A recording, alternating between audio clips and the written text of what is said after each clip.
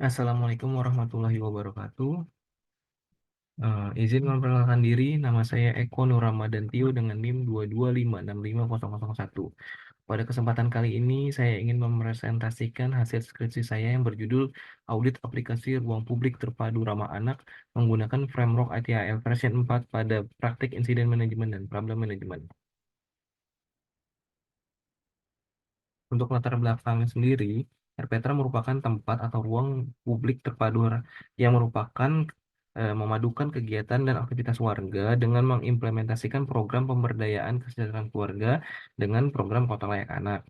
Awalnya tidak ada program atau aplikasi yang menunjang proses bisnis untuk RPTRA. Segala hal masih bersifat manual, termasuk pelaporannya. Maka dari itu, Dinas PPAPP berinisiatif atau menginisiasikan pembuatan aplikasi RPTRA ini dengan berkolaborasi dengan lintas sektor untuk mengakomodir segala kegiatan dan aktivitas yang ada di RPTRA.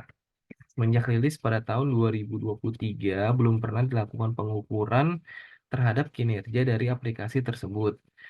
Dan berkaitan dengan tersebut, dirasa dibutuhkan sebuah manajemen layanan IT untuk mengakomodir berbagai kebutuhan terkait adanya insiden dan masalah yang terjadi pada aplikasi tersebut. Untuk identifikasi masalah, yang pertama adalah adanya keluhan terkait proses layanan IT aplikasi ruang publik terpadu ramah anak. Kedua adalah alur pelaporan insiden yang belum jelas. Ketiga adalah permasalahan yang sering terjadi berulang-ulang. Untuk pembatasan masalah, yang pertama adalah aplikasi yang diteliti adalah aplikasi ruang publik terpadu ramah anak. Yang kedua adalah peneliti ingin berfokus pada domain service management practice dengan insiden manajemen dan problem management. Untuk rumusan masalah, yang pertama adalah bagaimana penanganan permasalahan yang terjadi dalam pengelolaan layanan IT. Kedua, bagaimana usulan rekomendasi untuk memperbaiki dan meningkatkan kualitas layanan IT menjadi lebih baik. Yang ketiga adalah bagaimana implementasi service management practice pada manajemen aplikasi. Tujuan dari penelitian ini yang pertama adalah analisis pengelolaan insiden dan problem pada layanan IT aplikasi RPTA berdasarkan framework ITIL version 4. Lalu kedua, menemukan permasalahan yang ada pada proses pelayanan IT dan melihat potensi aspek apa saja yang dapat ditingkatkan. Yang ketiga, memberikan rekomendasi aktivitas pengelolaan insiden dan problem pada layanan IT. Untuk alur penelitian, metode yang digunakan penelitian ini adalah metode kualitatif dengan tahapan pertama adalah pengumpulan data, tahap analisis data, dan tahap kesimpulan. Di tahap pengumpulan data, terdapat studi literatur di mana penulis atau peneliti mempelajari berbagai literatur seperti artikel-artikel ilmiah yang berkaitan dengan topik yang diteliti, khususnya berkaitan dengan penggunaan framework ITIL version 4 dalam manajemen layanan IT. Lalu observasi dilakukan pada aplikasi RPTRA dan UPT Pusdatin Keluarga melihat bagaimana alur penanganan insiden yang terjadi dan dokumen-dokumennya. Lalu wawancara dilakukan kepada pengelola IT UPT Pusdatin Keluarga dan juga pengelola RPTRA selaku user dari aplikasi RPTRA. Untuk tahapan analis data menggunakan framework IL version 4 Service Management Practice pada insiden manajemen dan problem manajemen. Lalu untuk eh, selanjutnya itu studi literatur. Untuk mencari berbagai referensi, peneliti melakukan penelitian mencari berbagai referensi yang berkaitan dengan artikel eh, yang berkaitan dengan topik ini. Beberapa artikel ilmiah dirasa relevan dengan topik yang diteliti. Salah satunya yang pertama adalah analisis pengelolaan insiden dan manajemen layanan IT pada Balitbang Jatim. Di sini bertujuan untuk melakukan analisis pengelolaan insiden dan masalah serta memberikan rekomendasi aktivitas terkait dengan insiden dan problem yang terjadi pada layanan IT menggunakan praktik pengelolaan layanan IT IL version 4.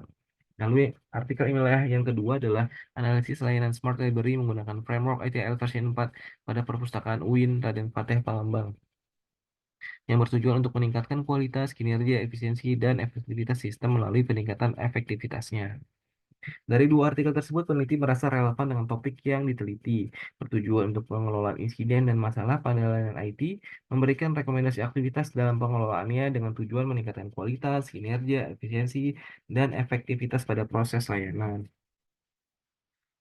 Untuk audit teknologi informasi sendiri merupakan proses evaluasi sistem, infrastruktur, dan kebijakan teknologi informasi suatu organisasi. Audit ini bertujuan untuk memastikan bahwa segala aspek IT berjalan sesuai dengan standar keamanan dan keefisienan yang telah ditetapkan. Tujuan utama dari audit bukanlah mencari kesalahan, melainkan untuk melihat aspek apa saja yang dapat ditingkatkan dan dioptimalkan agar dapat berjalan sesuai dengan keinginan dan tujuan organisasi. Terdapat dua kerangka kerja atau framework yang populer untuk melakukan evaluasi pada layanan IT. Yang pertama adalah COBIT dan ITIL, di mana COBIT menekankan pada pengendalian kepatuhan dan tata kelola IT secara menyeluruh. COBIT ini lebih cocok bagi organisasi yang memiliki kebutuhan yang lebih luas dalam hal pengendalian dan tata kelola IT. Sementara untuk ITIL berfokus pada manajemen siklus hidup layanan IT yang memenuhi kebutuhan penggunanya. ITIL lebih cocok bagi organisasi yang ingin meningkatkan pelayanan dan manajemen layanan IT. Untuk ITIL sendiri merupakan kerangka kerja, suatu konsep yang menggambarkan praktek terbaik atau best practice manajemen layanan teknologi informasi, berfokus pada pengembangan serta pengukuran terus-menerus terhadap kualitas layanan IT yang diberikan kepada bisnis atau pelanggan. Untuk insiden manajemen tersendiri adalah proses untuk menanggapi kejadian tak terduga yang mengganggu operasi secara real time. Proses ini berfokus pada pemulihan layanan ke kondisi operasional normal. Cepat mungkin memastikan dampak buruk yang minimal atau tidak ada pada operasi bisnis. Sementara untuk problem manajemen adalah proses yang digunakan untuk mengidentifikasi dan menghilangkan akar penyebab insiden dalam masalah layanan TI. Proses ini berfokus pada penentuan akar penyebab insiden dan pengelolaan untuk mencegah kejadian terulang di masa yang akan datang.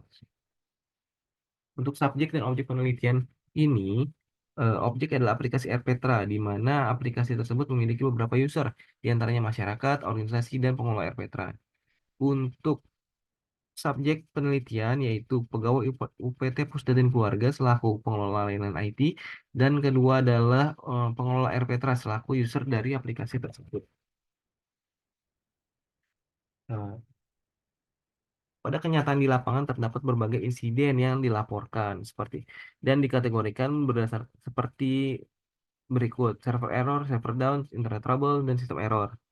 Dari hasil insiden tersebut dipetakan menggunakan service value change yang ada pada framework ATL versi 4. Service value change atau SVC merupakan sebuah model operasional yang secara garis besar merupakan kunci aktivitas yang diperlukan untuk merespons sebuah kebutuhan dan memfasilitasi realisasi nilai melalui penciptaan dan pengelolaan layanan. Di dalam service value chain terdapat beberapa tahapan atau kegiatan. Yang pertama adalah improve, yaitu peningkatan berkelanjutan dari produk layanan. Lalu ada engage, tindakan yang melibatkan pemangku kepentingan. Lalu ada design and transition, proses layanan baru tercipta sesuai harapan organisasi.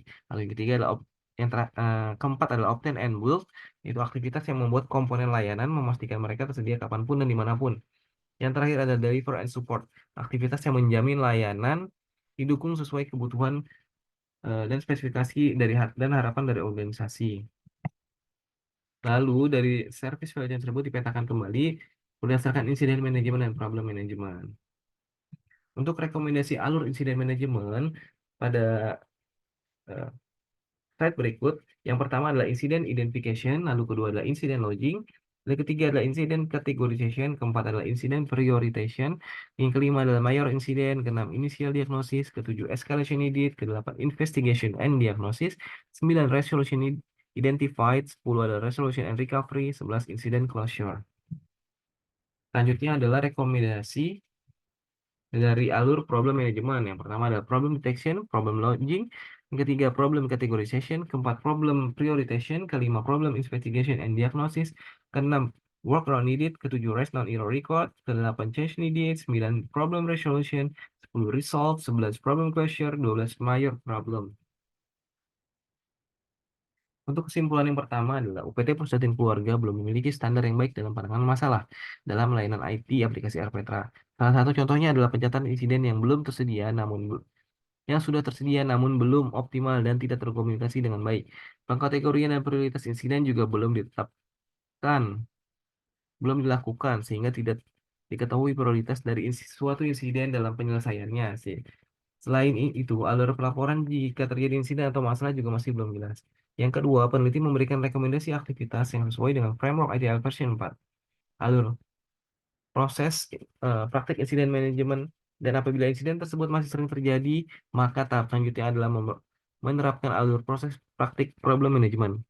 Yang ketiga ada peneliti memberikan rekomendasi aktivitas untuk alur proses praktik insiden manajemen dan alur proses praktik problem management dapat segera diterapkan. Pembuatan standar operasional prosedur juga harus dilakukan agar proses penanganan insiden dan masalah dapat dilaksanakan dengan cepat, efektif, dan efisien. Untuk saran yang pertama, diharapkan UPT Pusdatin Keluarga dapat segera membahas, melaksanakan, dan mengimplementasikan rekomendasi-rekomendasi aktivitas yang telah diberikan oleh penulis agar pelayanan dan pengelolaan insiden dan problem pada layanan IT pada aplikasi RPTRA dapat berjalan dengan baik lagi untuk saat yang akan datang. Kedua adalah agar dilakukan analisis menggunakan praktik lain yang terdapat pada framework ACL versi 4, seperti Domain Service Management Practice, seperti Availability Management Practice, Business Analysis Practice, Capacity and Performance Management, and praktik-praktik lainnya.